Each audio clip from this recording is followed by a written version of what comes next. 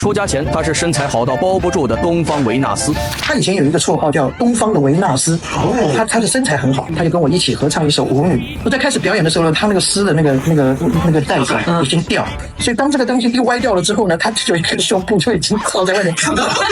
那我就回头瞄了一眼，我才发现。那我就想要跟他讲啊，但我还在唱啊，我就边唱边要找他，我就想要跟他靠近他，要讲他。他一看我要靠近他，他把头发这样一甩，他就往那边走。那中间有间奏嘛，他还在晃，我就跟他跑到他旁边，跟他耳朵讲：“大妈，你胸部掉出来。”他就他刚好要开口，他还要讲挽救，要解释。他说这个待久了总要出来透气了。出家后，他是唯一一个吃肉蹦迪，有4个堪比男模的护法，常伴左右的花尼姑。他最讨厌自称贫僧，认为出家人凭什么不能当大小姐？我不主张修贫道。人家说，哎呀，贫僧怎么样？为什么一定要贫僧呢？为什么要这样像要饭的这样修行呢？就富富贵贵、漂漂亮亮，这自自在在，不也能修法吗？因此，他的排场从没手软过，身上的首饰袈裟闪闪发光。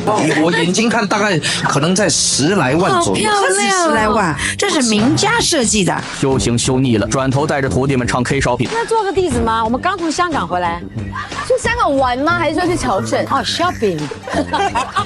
他一心向善，被信徒骗当担保人，背负1000万债务，还在法庭上为对方求情。弟弟刚给5万零花钱，转头就送给楼下水果摊。俩弟弟给了超2亿台币，依然还不上姐姐的无底洞。终于当众宣布不再给钱。姐姐一气之下，给弟弟们起了2个生动的外号。小哥是中国的牙刷呀，还有好一个1毛不拔。飞哥呢，这个台湾省长，省钱之长啊。世人总骂他当姐姐吸血，当尼姑玩的花，却不知道她才是旧时代最早觉醒、最敢做自己的女性典范。费贞玲原名张艳琼，出生在一个父母不和且家贫的环境中。作为长姐，她早早承担养家重担。12岁就步入鱼龙混杂的第一层社会，16岁凭借逆天身材和歌声被星探挖掘。因为喜欢费雯丽，给自己改名费贞玲后出道，靠模仿玛丽莲梦露一战成名。不顾家人反对，走艳星路线进入演艺圈。22岁在日本爆火，被称为东方维纳斯，并结识了此生挚爱。可就在双方即将步入婚姻时，2个弟弟却在事业上急需他的帮助，于是他毅然放弃婚姻，回家托举2个弟弟。费玉清是他姐姐带来，我说你进去唱唱看。看我怎么唱，我讲用嘴唱啦。过了1个礼拜，他姐姐又带了1个来，是张飞。以后老师，我还有个弟弟。我讲滚。张飞被拒后，费贞玲又不辞辛苦带他进了综艺圈，靠着张家一脉相承的幽默体质，一跃成为台综一哥。而弟弟更是成了最会唱情歌的巫妖王。你追我，如果你追到我，我就让你嘿嘿嘿。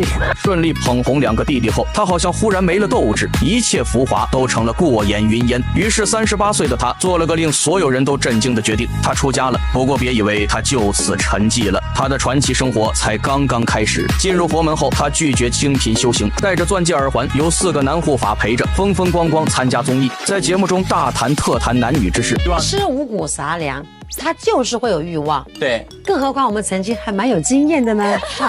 面对舆论质疑，他坦然承认上节目就是为了赚流量赚钱，然后去做善事。他也真是这么做的，只要有人诉苦求助，他从不拒绝。曾有个女信徒骗他当担保人后消失，他因此背负4000多万债务，最后有2个弟弟出面解决。这样的事屡见不鲜。手变很大，这个就厉害。对，就是这个手很大。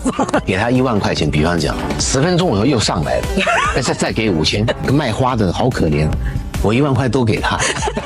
费贞玲并不是蠢到甘愿被骗，而是觉得既然想帮人，就不该计较得失。即便张飞和费玉清收入不菲，也还不上这个无底洞。最终，2弟弟公开宣布不再继续帮姐姐还债，如果姐姐还不知收敛，就只能断绝关系。费贞玲大为气恼，觉得2个弟弟时白眼了。我是卖掉我敦化南路的房子，帮他解决这个问题的。车子我都是我买给他们，让他们出来光鲜亮丽。即便没有弟弟的帮扶，费贞玲也不改初心，依旧想尽办法帮人。除了马不停蹄上综艺，还跟老外一起做钻石生意，最终还清所有债务。全网都骂费贞玲吸血玩得太花，其实他才是最冤的人。年少扛家，弃婚捧地，2弟亿万身家皆由他铺垫。他出手大方，纯善无城府，帮人不计代价，落得一身债务，满身骂名。别人修行修清净，他修行修慈悲，看似离经叛道，实则活成了世俗最难得的纯粹与坦荡。